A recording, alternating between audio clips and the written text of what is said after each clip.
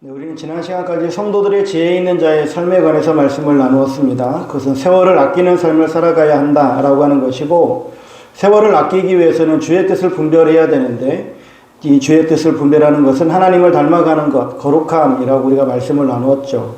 이렇게 우리가 하나님을 닮아가는 삶을 살아가는 이것을 위해서 우리는 성령으로 충만해야 하고, 성령으로 충만한 삶은 예배로 이어지고, 또한 일상의 삶에서는 감사로 이어지고, 대인관계 속에서는 피차 복종해야 된다라고 하는 말씀들을 나누었습니다.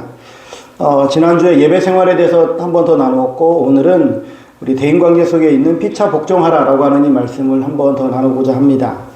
피차 복종하는 것이라고 하는 것이 무엇일까? 이 말씀을 살펴보면 피차 복종한다는 것은 상대방의 권위에 눌려가지고 마지못해서 하는 것이 아니라 스스로가 자발적으로 자기 자신을 상대방보다 낮추어서 섬기는 것을 가리킵니다. 그러니까 내가 상대방의 권위 때문에, 힘 때문에 내가 눌리는 것이 아닌 내가 스스로 자발적으로 낮아지는 겁니다. 그리고 상대방보다 나를 낮추고 그를 섬기는 것, 이것이 바로 피차 복종하는 삶인데, 갈라디아서 5장 13절 말씀에 보면, 형제들아 너희가 자유를 위하여 부르심을 입었으나 그러나 그 자유로 육체의 기회를 삼지 말고 오직 사랑으로 서로 종노릇하라 라고 하는 말씀과 같습니다. 즉 사랑으로 서로 종노릇하는 것과 피차 복종하는 것, 이것이 같은 의미이다 라고 하는 것이죠. 즉 사랑의 최대 덕목은 섬김이다 라고 할 수 있는 것이죠.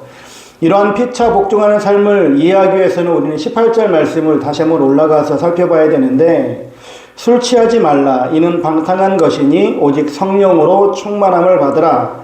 여기 말씀에 보면 술 취하지 말라라고 하는 이 강한 금지와 또한 오직 성령으로 충만함을 받으라 라고 하는 강한 명령을 놓고서 오늘 말씀인 피차 복종하라 라고 하는 이것을 살펴보아야 된다라고 하는 건데,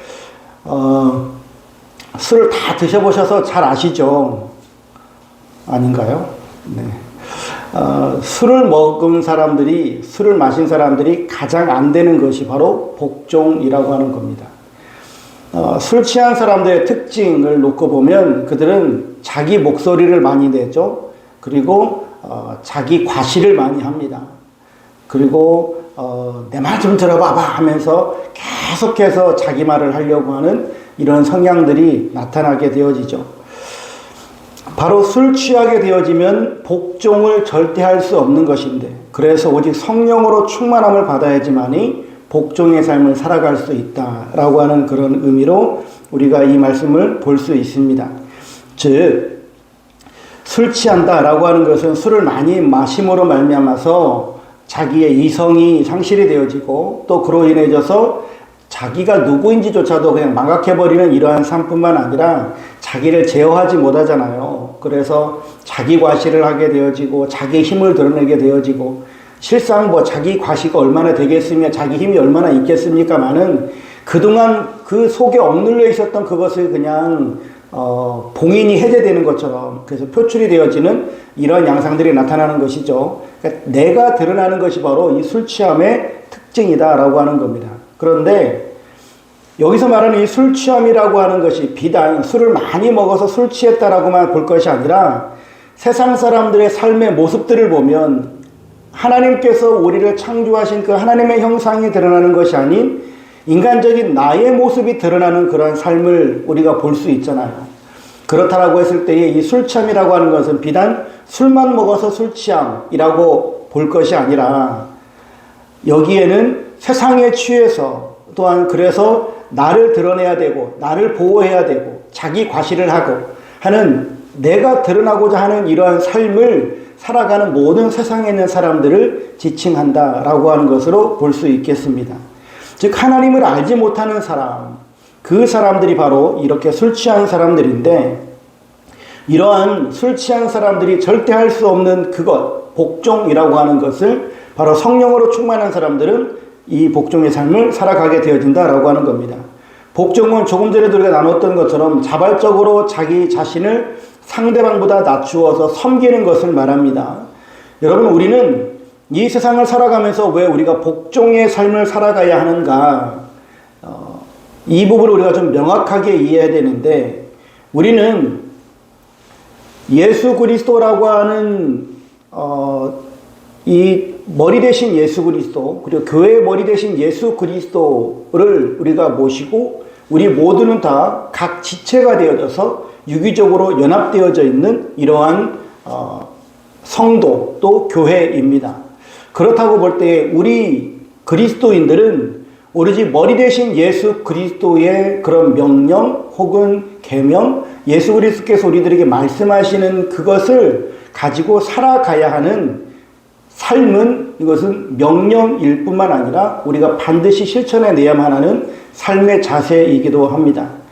우리는 예수 그리스도의 지체로서 이 세상을 살아가요. 그렇기 때문에 나 스스로의 어떤 판단과 나 스스로의 어떤 생각, 그리고 내 스스로 무엇인가를 모든 것을 계획하고 살아가는 삶이 아니라 하나님께서 나에게 주시는, 주님께서 나에게 말씀하시는 이 말씀을 가지고 살아가는 존재이다라고 하는 겁니다. 이런 맥락에서 보면 우리는 철저히 예수 그리스도의 명령에 의해서 복종하는 삶을 살아가고 예수 그리스도에 의해서 순종하는 삶을 살아가는 지체가 바로 우리 모든 그리스도인들이다라고 하는 겁니다. 그래서 그리스도인의 삶이라고 한다면 이것은 하나님의 뜻에 순종해야 되고 복종해야 되는 이러한 삶이다라고 할 수 있다라고 하는 겁니다. 그렇게 보면 그리스도를 경외함으로 피차 복종하라라고 하는 이것은 그리스도 안에서 우리 모든 성도들은 복종해야 될 뿐만 아니라 또한 서로 성도들 간에서도 서로 복종하는 삶을 살아가야 할 터인데, 이렇게 서로 복종하라라고 하는, 내가 상대방에게 복종해야 되는 이 말씀을 좀 잘 살펴보면 내가 상대방이 무엇이라 말하든지 간에 다 들어주는, 그래서 그 사람의 원을 이루어주는 이런 삶을 살라라고 하는 것이 절대로 아닙니다. 여기서 우리가 명확하게 이해해야 될 부분은 바로 예수 그리스도, 그분이 우리들에게 말씀하시는 것, 그리고 그분이 우리들에게 알려주신 그 표대, 우리들이 신앙생활에서 바라보고 나아가야 될 그 하나님의 나라와 하나님의 뜻, 이것을 하나님께서 우리들에게 명확하게 보여주시고 그 뜻을 우리들에게 주셨기 때문에 우리가 이 하나님의 뜻을 받들고 이 하나님의 뜻을 내 가슴에 새기고 네 뜻을 가지고 내가 상대방을 이롭게 하고 상대방에게 유익을 주는 이러한 삶을 살아가는 것이 바로 피차 복종하는 삶이다라고 하는 겁니다. 그러니까 우리가 피차 복종하라고 한다고 해서 내가 다른 사람의 말하는 것을 무조건 다 들어주는 것이 능사가 아니다라고 하는 거예요. 즉 하나님께서 우리들에게 주신 그 뜻을 가지고, 그리고 그 상대방이 하나님의 뜻 속에 들어올 수 있도록, 그리고 합력하여 하나님의 뜻을 이루어갈 수 있도록 서로가 서로에게 유익을 줄 수 있는 이러한 공동체를 만들어 가야 되는 것이 바로 피차 복종한다라고 하는 그런 의미다라고 하는 겁니다. 이런 맥락에서 보면 교회는 절대적으로 술 취한 사람들처럼 자기 자랑을 일삼거나 자기를 드러내거나 혹은 자기 목소리를 높이는 이런 사람들이 절대로 되어서는 안 됩니다. 즉 교회에서 목소리가 크고 소위 말빨이 센 사람들이 교회 내에 있다라고 한다면 그 사람은 지금 뭔가 한참 잘못되고 있는 거예요. 소위 교회에도 보면, 저도 지금까지 신앙생활을 숱하게 해오고 교회 내에서 보면 소위 실세라고 하는 사람들이 있어요. 교회 내에도 보면 실세라고 일컬어지는 사람들이 있거든요. 그 실세들에 의해서 교회가 막 이리 갔다가 저리 갔다가 막 이러는 모습들도 보여요. 대부분 뭐 장로님들 가운데에 장로님들이 예를 들어서 10명이 있다고 그러면 장로님들 10명이 있으면 그 가운데 실세가 한 두세 명 있겠죠. 그러면 그 두세 명이 이렇게 합시다 그러면 교회가 그냥 그쪽으로 확 쏠려요. 아무도 못 말려요. 왜? 실세니까. 우리나라 나라도 그렇게 가는 것 아닙니까? 지금 소위 나라도 이렇게 가는데 교회라고 별반 다르겠어요. 이러한데 이것은 절대 하나님께서 원하시는 뜻이 아니다라고 하는 겁니다. 교회라고 하는 것은 상대방의 유익을 위해서, 그리고 그 유익은 바로 하나님의 나라와 하나님의 뜻을 이루어가는 것으로 가야 한다라고 하는 겁니다. 이렇게 살아간 분이 바로 예수 그리스도이세요.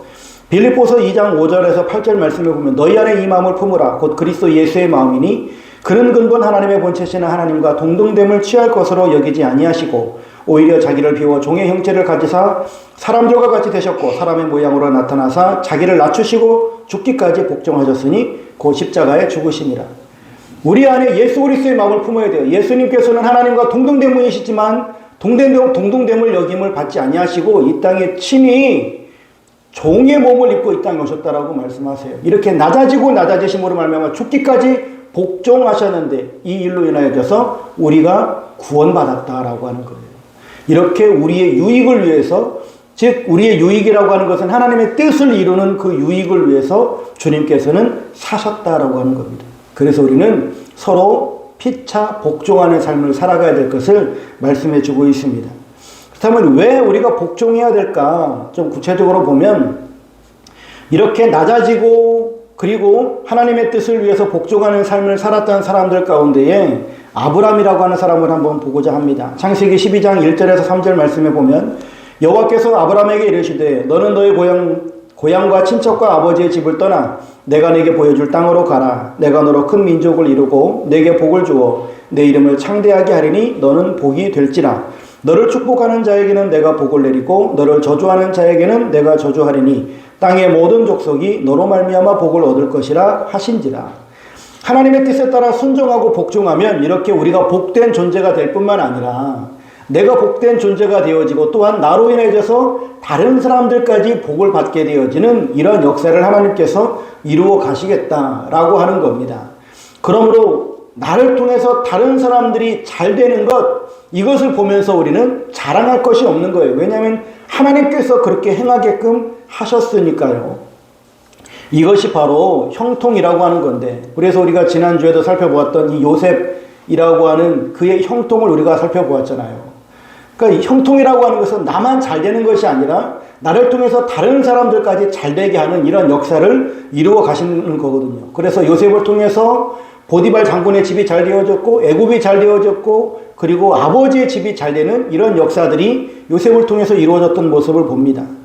우리의 삶에서도 이렇게 복종 혹은 섬김, 이런 사랑, 이런 것들이 나타나야 되는데 고린도후서 5장 9절에서 10절 말씀에 보면 그런즉 우리는 몸으로 있든지 떠나든지 주를 기쁘시게 하는 자가 되기를 힘쓰노라.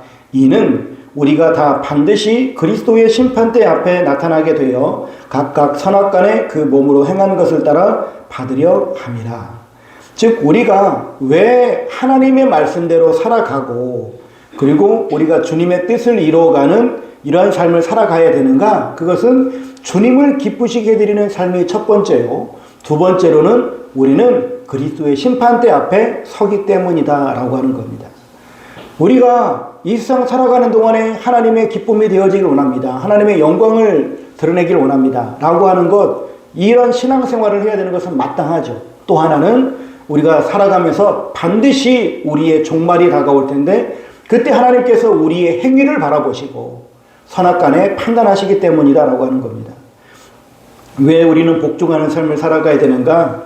나를 죽여서 다른 이들을 섬기게 되어지는 이러한 삶을 살아가는 것, 이것이 바로 하나님께서 기뻐하시는 일이고 하나님께서 원하시는 일일 뿐만 아니라 또한 이러한 삶을 살아갈 때에 우리가 훗날 그리스도의 심판대 앞에 설 때에 부끄러움 당하지 않는 삶이다라고 하는 것을 우리가 명심해야 하겠습니다. 그렇다면 어떻게 우리가 서로 피차 복종하는 삶을 살아갈 수 있을 것인가? 베드로전서 5장 1절에서 3절 말씀을 보면 너희 중 장로들에게 권하노니 나는 함께 장로된 자요 그리스도의 고난의 증인이요 나타날 영광에 참여할 자니라. 너희 중에 있는 하나님의 양 무리를 치되 억지로 하지 말고 하나님의 뜻을 따라 자원함으로 하며 더러운 이득을 위하여 하지 말고 기꺼이 하며 맡은 자들에게 주장하는 자세를 하지 말고 양무리의 본이 되라. 이 말씀은 베드로가 장로들에게 하시는 말씀인데 이 말씀도 우리 모두 성도들이 공히 똑같이 받아야 될 말씀이라고 믿습니다. 우리 그리스도인들은 어떻게 살아가야 되느냐? 바로 하나님의 양무리를 치되 억지로 하지 말고 섬길 때 자원함으로 해라 라고 하는 겁니다. 또 두 번째로는 자기의 이익을 위해서 하지 말고 즐거운 뜻으로 섬기는 자가 되어라. 세 번째는 주장하고 다스리려고 하지 말고 본이 되는 삶을 살아라 라고 하는 겁니다. 이렇게 자원함으로 하고 즐거운 뜻으로 섬기고 본이 되는 삶을 살아가는 이러한 삶을 살아가는 것, 이것이 바로 우리가 피차 복종하는 삶을 살아가는 삶의 원리인데 그 근본, 우리가 이렇게 자원함으로 하고 즐거운 마음으로 하고 본이 되는 이러한 섬김의 삶을 살아갈 때 한 모델을 우리가 세운다라고 한다면 가장 우리에게 섬김의 본을 보여주신 분은 바로 예수 그리스도이시겠죠. 주님께서 우리들에게 보여주신 섬김의 본은 우리가 너무나 잘 알다시피 주님께서는 제자들의 발을 씻기셨습니다.